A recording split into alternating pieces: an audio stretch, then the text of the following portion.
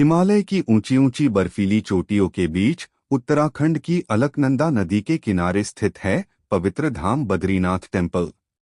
यह स्थान भगवान विष्णु को समर्पित है और हिंदुओं के 4 प्रमुख धामों में से एक माना जाता है। कहानी बहुत प्राचीन समय की है। कहा जाता है कि एक समय भगवान विष्णु इस स्थान पर गहरी तपस्या कर रहे थे।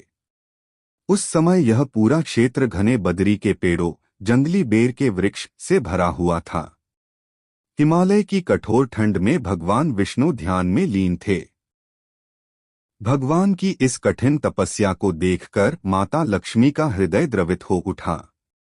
उन्होंने एक बदरी वृक्ष का रूप धारण कर लिया और भगवान विष्णु को तेज बर्फ, ठंडी हवाओं और कठोर मौसम से बचाने के लिए उनके ऊपर छाया बनकर खड़ी रहीं।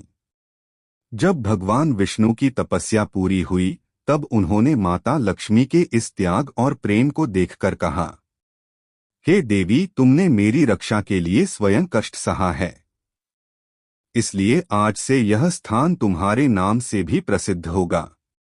तभी से इस स्थान का नाम पड़ा बद्रीनाथ, बद्री के वृक्षों के स्वामी। समय बीतता गया और यह स्थान एक महान तीर्थ बन गया। माना जाता है कि यहाँ स्नान करने से पाप नष्ट हो जाते हैं और भगवान विष्णु की भक्ति से जीवन में शांति और मोक्ष की प्राप्ति होती है।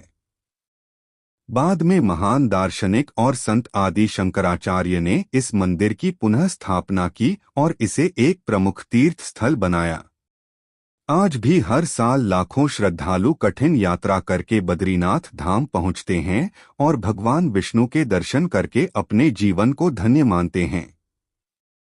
और इसलिए कहा जाता है, जो भी सच्चे मन से बद्रीनाथ धाम के दर्शन करता है, उसके जीवन के कष्ट दूर होते हैं और भगवान विष्णु की कृपा सदैव उस पर बनी रहती है।